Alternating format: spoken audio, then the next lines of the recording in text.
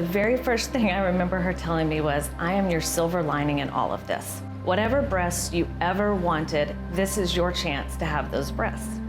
And I will make that happen. My name is Courtney Fairweather. I had a bilateral mastectomy with DIEP Flap reconstruction, liposuction, and fat grafting with Dr. Rednam. She did let me know that I had various other options, but that I was a good candidate to use all of my own tissue to reconstruct my breasts. It was amazing to hear from her that that was an option no matter what stage of breast cancer I had, and that she would never let me feel completely flat or without breasts or effeminate at any point.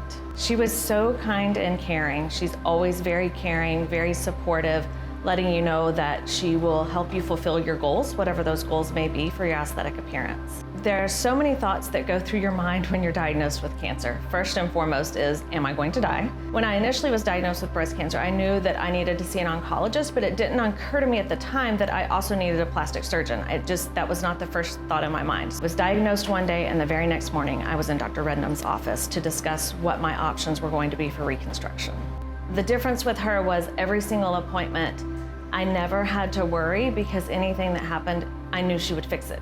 Whatever process, and it is a very long process to go through breast cancer and scarring and staging and saving nipples and discussing lymph nodes and just knowing all along the way. I mean, it was almost like with a wave of her hand, she'd say, no, don't worry about that, I'll fix it. No, don't worry about that, I'll fix it. She was so kind and caring. Her and Aaron both just took me in immediately, understood that I had just been diagnosed and brought me tissues, knew that I was going to be crying, but both of them were just so reassuring that this may be a long process. As we would discuss potential complications, just everything was, but I don't want you to worry about that because we can fix it. But I don't want you to worry about that, we'll take care of it.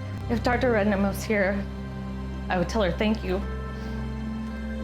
Thank you for letting me discuss with you how I wanted to look.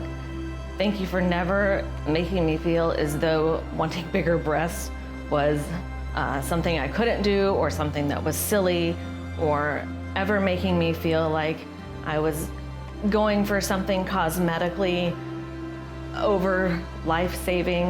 I would tell her thank you so much for making your science into art.